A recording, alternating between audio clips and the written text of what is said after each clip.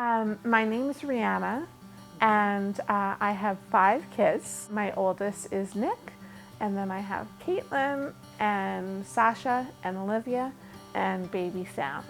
So my son Nick is in Victoria, going to school for engineering, and my daughter Caitlin is in school in Ontario and living there for school for pre-med. And Sasha is here going to Campbell. Olivia is still in grade 8, just finishing that up. And Sam is 2. So I was going to the doctor for something else and was talking to my boyfriend, and he said, you know, you might want to mention the mole on the lower of your back. It was somewhere I couldn't notice it. So I said, okay. So I went in and I said to my doctor, I had mentioned to him that the mole was getting a prescription for something else. It was just kind of happened, but he hadn't mentioned it. So I mentioned it to my doctor, and he had said, I can take that. I can remove it for you. And he took it out, and he said, it'll take a couple minutes, but it kind of went a little bit longer. And so I said to him, I joked, and I said to him, well, now's when you tell me that it's all good, it's not cancer. And he said to me, actually, dear, I'm kind of concerned because it's rather deep and it's pretty dark. At that stage, I just started to cry. Like, that was kind of the worst fear.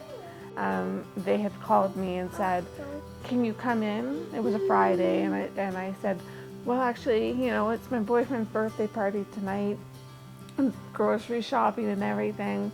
Can I come in on Monday? They said, no, we need you to come in. So then and so I went in, and my doctor said, well, you have malignant melanoma. And I don't remember anything else of that appointment. I found out that I was pregnant with Sam. So it was a choice of whether I had a baby or I went through this horrible treatment that really didn't promise to save my life. It would just give me a span of not having cancer.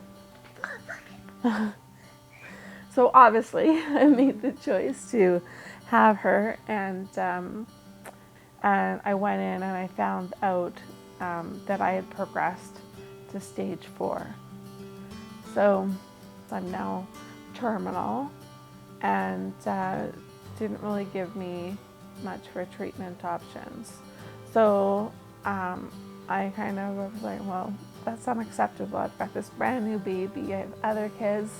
So how I heard about Shine On was my palliative care team, my nurse first, and then, which I was kind of discouraged, wondering how I'm going to do it. And then second to her, my social worker through palliative care started mentioning it to me, and my kids have all come out so strong, but I can tell that they still struggle a little bit. So it kind of came from the mindset of how can I do it to my kids deserve this. Like, they've gone through a lot. We're going to head to Toronto. My daughter lives there. It's one step to be able to see her, and my son will happen to be there as well, I hope. So we're gonna go there and spend some days in Toronto, and then head down to Niagara Falls. And I'm super excited. It's coming up really quick. So a trip I never thought would happen. It's very significant.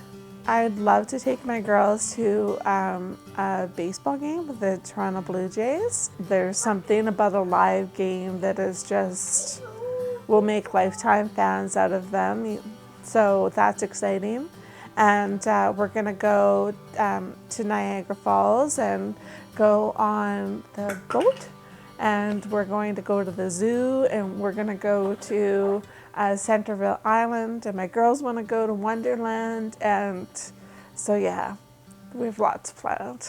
We're counting down the minutes. And then we come back on May the 8th. So we're gone a little bit longer than I had thought, but I felt like it was an extravagant ask, but thankfully they've okayed everything. So I'm beyond grateful. I could never give my kids this. Thank you. As you know, I was talking to my social worker trying to think like, well, how can I thank them? Like, how can I've got to be able to do something. And she said, I think it's enough of the gift just that they get for being able to see that. Like I said, it's just, they're so excited.